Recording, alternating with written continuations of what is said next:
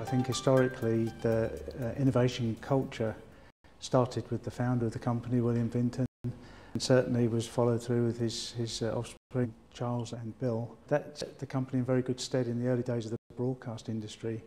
The industry was itself developing at the same time, so the needs were arising and the methods were being developed at the same time as the company was able to develop solutions to the needs, and in doing so establish some of the seminal products that currently exist in a very similar way today.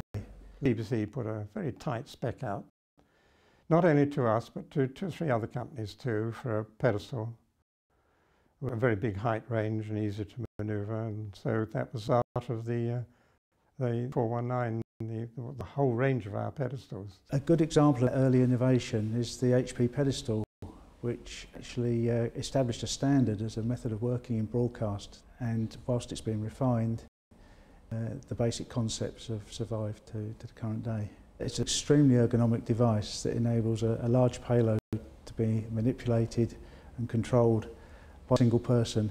The first television camera weighed something like 300 pounds, and the time you've got a pan and tilt head on top, which is another 40 pounds. The auto cue on top of that. The pedestal was probably 400 pounds. So the poor cameraman was pushing 800 pounds.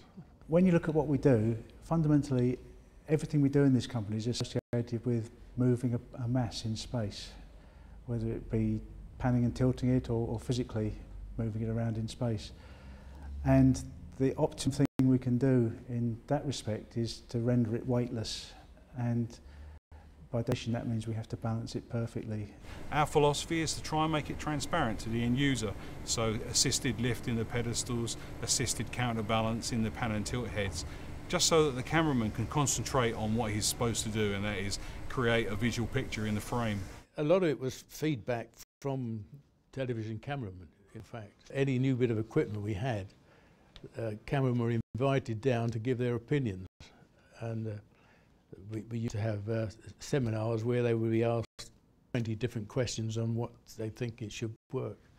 Quite often we got 20 different answers, but it did a lot of good actually. We're a group of people who quite often they will send a prototype along to, and we get the request to try it out, give our feedback, and I think there's probably quite a few modifications over the years that have been made on feedback from the guys within the department. We now realise that you manufacture to very high tolerances, and that has benefits to us. We're big fans of Vinten products, and you know, they've served us well. We make the product too good, never wears out. Right. It's because of the fact that the fault on the HP beds, which is where your main came. Right. They're still going strong, they never come out. We had the Heron crane, which was a hydraulic crane. That was a very sophisticated piece of equipment, but that worked well. We sold those all over the world. Vinten's factory in London, there was no facility to really track this crane around, so the BBC allowed us to use one of the studios to do tests. And the Queen was visiting the studio that day, and they thought that she should see it. And unfortunately, we're doing tests, and we had a pressure gauge in the system to do tests with, and said they'd like to show the Queen this crane. We took a pressure valve, a pressure gauge out of the system, and put a plug in its place. Well, just before the Queen arrived, this plug blew out, and 1.25 gallons of oil at high pressure was right across the studio floor. There was panic getting sawdust to clean up this mess, and I thought I was going to go to the tower. Actually, the people in the company were prepared to take risk on innovation. There were no guaranteed returns until later, when these products have been proven. So yes, they were taking risk financially and in terms of investment in people and time.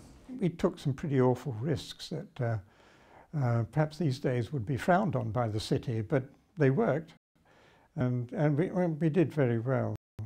The company was involved in aspects of technology that it had no experience of. Obviously the people running the company were prepared to take the risk and to innovate, and it paid